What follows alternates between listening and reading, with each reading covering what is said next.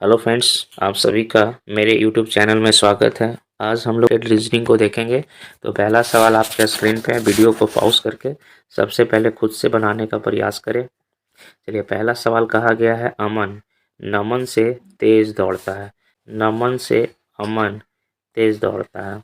आगे कहा गया है किंतु, तो ये याद रख लीजिएगा, किंतु, परंतु, लेकिन और वो हमेशा पहले वाले को बताता है।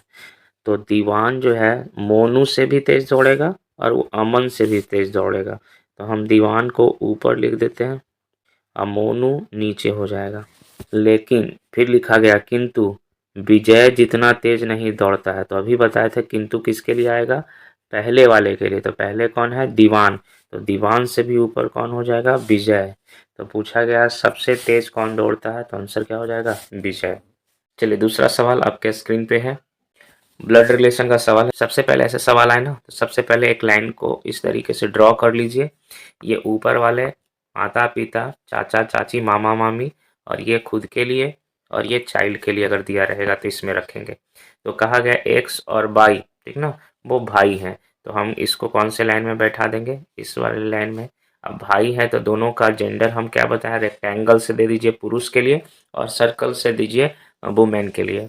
आगे कहा गया आर जो है पिता है किसका, बाई का। तो बाई का पिता आर है, तो आर को हम यहाँ बैठा दिए, पिता है तो इसका जेंडर इस तरीके से कर दीजिए। आगे एस और टी के बारे में कह रहा है, तो अभी तक एस और टी नहीं आया, लेकिन यहाँ पे कहा और एक्स का मामा है। तो और किसको बताएगा, एस को। एस क्या है, मामा है, ठीक ना, किसका, एक्स का था, तो बाई का भी मामा होगा। और यहाँ पे कहा गया है एस जो है टी का भाई है, तो टी कहाँ बैठेगा लाइन में, यहीं बैठेगा। अब पूछा गया है टी का रिलेशन किससे, आर से। जिसमें से लगा रहता है उससे रिलेट नहीं कीजिएगा, जिसमें का लगा रहता है उसको बताना रहता है सवाल में। तो अब देखो, ये हो गया इसका पिता, ये इसका मामा, तो ये इसकी क्या हो सकती है, यहाँ पर इसकी बहन होगी और आर की क्या होगी, पत्नी। तो आंसर क्या हो जाएगा, बी नंबर। अगला सवाल आपका कहा गया है 9 दिन पहले मोहिनी जो है वो सिनेमा देखने गई और वह केवल बृहस्पतिवार को सिनेमा जाती है। तो बृहस्पतिवार को अगर वो सिनेमा देखने जाती है तो ये, और 9 दिन पहले, तो ध्यान रखना है बृहस्पतिवार से वो फिर बृहस्पतिवार आने में कितना दिन लग जाएगा, 7 दिन। और आपको यहाँ सवाल कहा है 9 दिन, तो आपको 2 दिन क्या हो रहा है, एक्स्ट्रा। तो बृहस्पति से 2 दिन चले जाइए तो फ्राइडे और सैटरडे आंसर हो जाएगा। किसी भी डेज का जो रिपीटेशन होता है वो 7 दिन पे होता है। तो हमें यहाँ जानते हैं कि 9 दिन में 7 दिन करेंगे तो 7वां दिन बृहस्पति हो जाएगा, 2 दिन एक्स्ट्रा हो रहा है तो 2 दिन शुक्र और शनिवार। तो 2 दिन बाद कौन सा दिन हो जाएगा, शनिवार।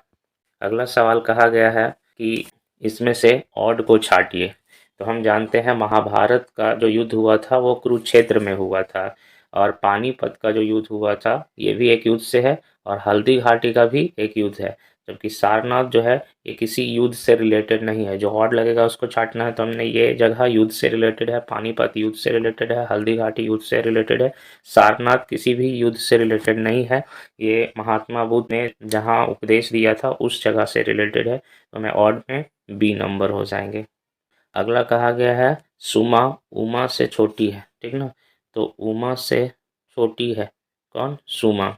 नेहा सुमा से लंबी है, ठीक ना, सुमा से लंबी है। ध्यान रखना इन दोनों में कुछ बताया नहीं गया। सुधा उमा से लंबी है, तो सुधा हो जाएगा। सुधा जो है उमा से लंबी है, लेकिन हेमा से छोटी है। तो लेकिन कभी बताए थे किसके लिए होगा, सुधा के लिए होगा। लेकिन किंतु परंतु हमेशा पहले वाले को बताता है। तो सुधा से लंबी कौन हो जाएगी, ठीक ना, लेकिन हेमा से छोटी है कौन, सुधा। तो हेमा कहाँ आ जाएगी, सबसे ऊपर। तो इसमें पूछा गया है सबसे लंबी कौन है, तो हमारा आंसर क्या होगा, सबसे लंबी हेमा। एक व्यक्ति जो है दक्षिण की ओर 6 किलोमीटर चलता है। तो जानते हैं आप लोग को डायरेक्शन में ये ध्यान रखना, पर होता है नॉर्थ, नीचे होता है आपका साउथ, इधर ईस्ट और इधर वेस्ट। तो यहाँ दक्षिण की ओर बोल रहा है तो हम नीचे कहेंगे, ठीक ना। दक्षिण की ओर मतलब नीचे 6 किलोमीटर चलता है। फिर बाईं ओर मुड़कर। तो जब भी ऐसे सवाल रखे तो अपने आप को खुद सोचे कि अगर हम नीचे जा रहे हैं तो बाईं कहाँ होगा, तो बाईं इधर हो जाएगा, ठीक ना। तो 4 किलोमीटर चलता है। फिर बाईं ओर मुड़ता है, हर 5 किलोमीटर चलता है। तो अब इधर जाने के बाद हमारा बाई कहाँ चला जाएगा, ऊपर। और कितना चलता है, 5 किलोमीटर। अब कहता है कि उसका मुख किधर होगा, तो इसका मुख कहाँ है, ऊपर की ओर। और ऊपर में कौन सा डायरेक्शन होता है, उत्तर। अगला सवाल, कहा गया है नोट को पी क्यू भी जी कहा जाए। तो सबसे पहले लिखेंगे NOTE, और इसको कहा गया है PQVG। एन क्या होता है, इसका रैंकिंग 14, पी क्या हो जाएगा आपका 16, ओ क्या होता है 15, क्यू क्या होता है 17, टी क्या होता है 20, भी क्या होता है आपका 22, ई का रैंकिंग क्या हो जाएगा 5, जी का रैंकिंग क्या हो जाता है 7। अब उसी प्रकार से हमको क्या लिखना है, टाइम के बारे में लिखना है, टाइम के बारे में लिखना है। तो हम जानते हैं कि यहाँ टी और भी ऑलरेडी इसी से निकला है, तो टी और भी को हम चेक नहीं करेंगे। यहाँ टी के जगह पर बैठा दीजिए भी, और ई के जगह पर बैठा दीजिएगा जी। दो दो का हमें गैप लेके चल रहा है, दो जोड़ना है। तो हमने पहले ऐसे सवाल में देखो कॉमन क्या था, टी और ई यहाँ भी लिखा हुआ था, और टी तो इसको लिख दिए। आई का क्या हो गया 9, तो आई 9 है, तो 9 दू 11, तो 11 किसको कहते हैं, के को। और एम होता है 13, तो 13 दो हो जाएगा 15, 15 को क्या कहते हैं, ओ कहते हैं। तो भी के ओ जी हमारा आंसर है। तो भी के जी किस में दिया हुआ है आपका, थर्ड वाले में। आंसर क्या हो जाएगा, थर्ड। अगला सवाल जो लिखा गया है, पूछा है आपसे कि डिक्शनरी के हिसाब से इसका चौथा वर्ड क्या होगा। तो ऐसे सवाल में पहले जितना कॉमन है उसको काट दीजिए। SAN यहाँ तक कॉमन है, एन तक कॉमन है, एन तक कॉमन है, एन तक कॉमन है। उसके बाद देखो कि पहला वर्ड किससे स्टार्ट करेंगे। यहाँ एस है, यहाँ ए है, यहाँ सी है, यहाँ सी है, तो पहला वर्ड ये स्टार्ट हो जाएगा। यहाँ सी है, यहाँ सी है, तो दूसरा तीसरा ये हो जाएगा, जबकि यहाँ एस है, तो चौथा लेटर में इससे बनेगा। पहला आपका ए वाला बनेगा, फिर आपका सी, और ये बनने वाला है। तो हम चेक करेंगे ना, अगर तीसरा का था तो हम इन दोनों को चेक करते हैं। तो जानते हैं सी वाला तो ये तीसरा और दूसरा बनेगा। हमें पूछा गया चौथा, तो जानते हैं सी से भी आगे बढ़ेंगे एस पर, तो एस यहाँ दिया हुआ है, तो हमें क्या करना होगा, फर्स्ट नंबर। अगला सवाल सेलोलिज्म का है। कहा गया है कुछ जेब बैग हैं, ठीक ना, कुछ जेब जो है बैग हैं। आप कहता है कुछ बैग जो है वो खाली है, तो इसको इम्पट्टी कर देते हैं।